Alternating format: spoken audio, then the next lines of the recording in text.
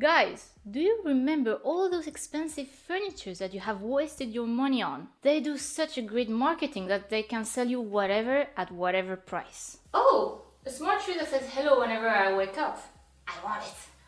Oh, a TV control that can be geolocalized 24 hours 7. So smart. I want it. And so on, so forth. Problem starts when those things become really expensive and then stop working.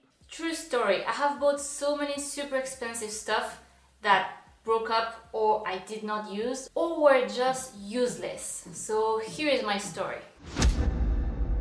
The bedside table. Nothing is more normal than a table to put next to your bed, right? Yes, so this one was not a typical bedside table. You see here? Actually, it's a drawing of a bedside table that we bought. You could charge your phone on it. By putting your phone on top of it, your phone will charge. So we really thought like, oh wow, that's so smart. We want it. We really want it. So here I go. Thank you. I want it. Little did we know that that bedside table took at least 3 nights to charge your phone. So I would just put my phone on top of the table and then wake up on the next morning and the phone would be just like 20% charged. And I left it at 5%. So, that was not useful. In summer, we all need an AC. But there is so much more an AC could do. Like set up the time schedule. You can just program it basically on the remote control and says like, I want the AC to turn on from let's say 5 p.m. to midnight. Come on, that's so simple. What can go wrong? So basically, this is what happened.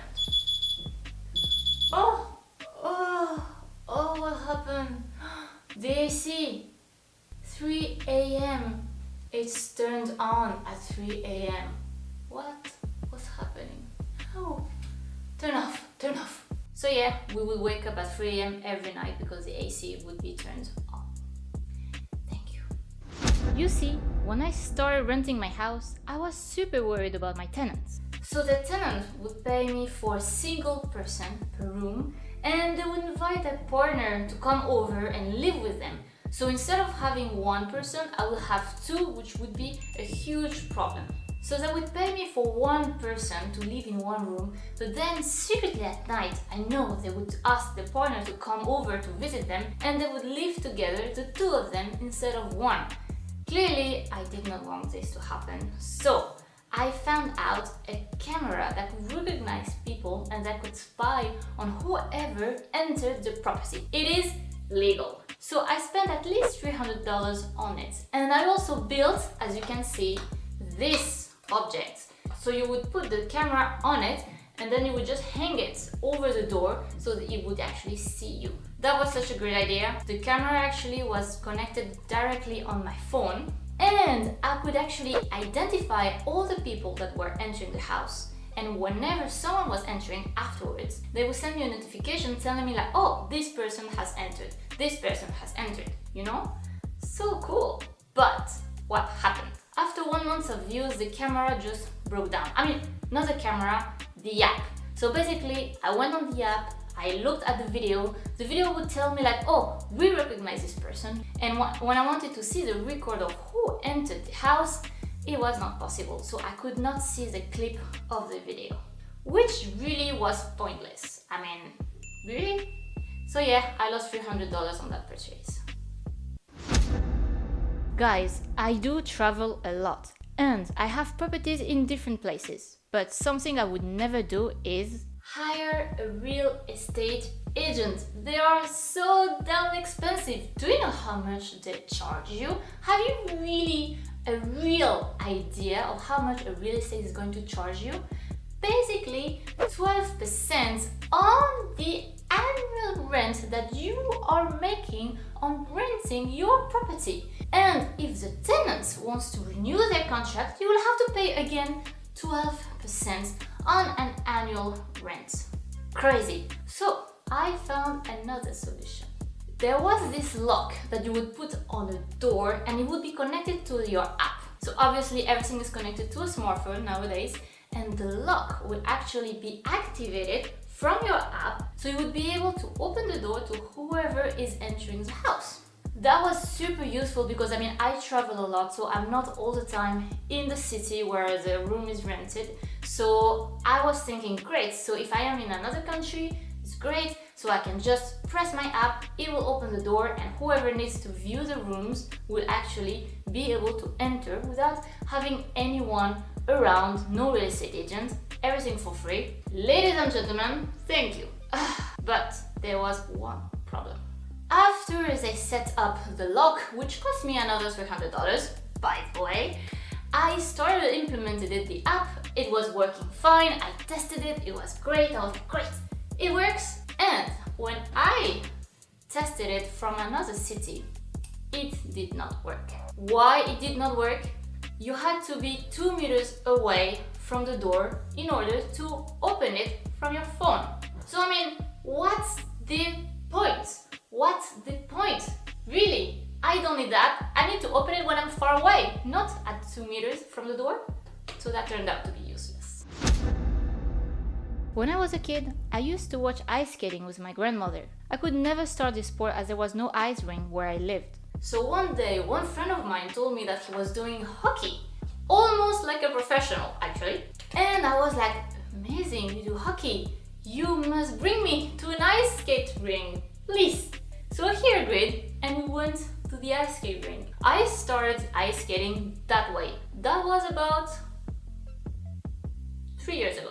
So I started ice skating, fulfilling my dream to become an ice skating dancer. I was seeing myself in the Olympics already, I know.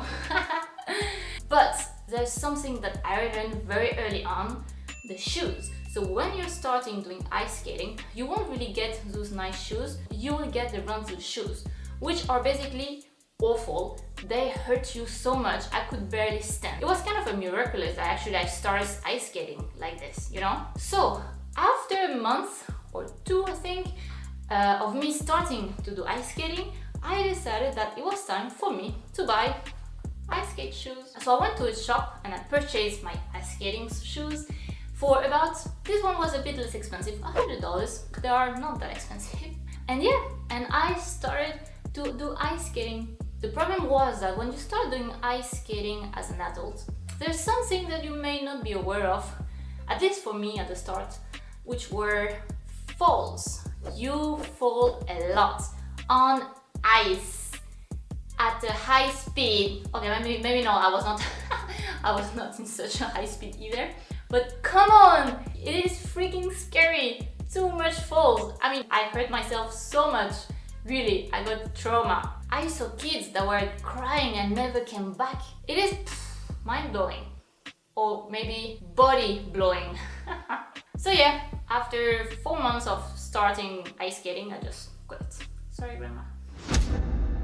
When I started moving to Buenos Aires, we wanted to have a very high-tech design room. I really want a cool design for our room. Look at this bulb, look at the color, it looks so nice, I want it. Price was much more expensive than other lamps. I don't remember exactly how much it cost me, maybe about like $100. It was way more expensive than any other lamps, but I really like design, and design comes first. The problem of the lamp was how bright it lit.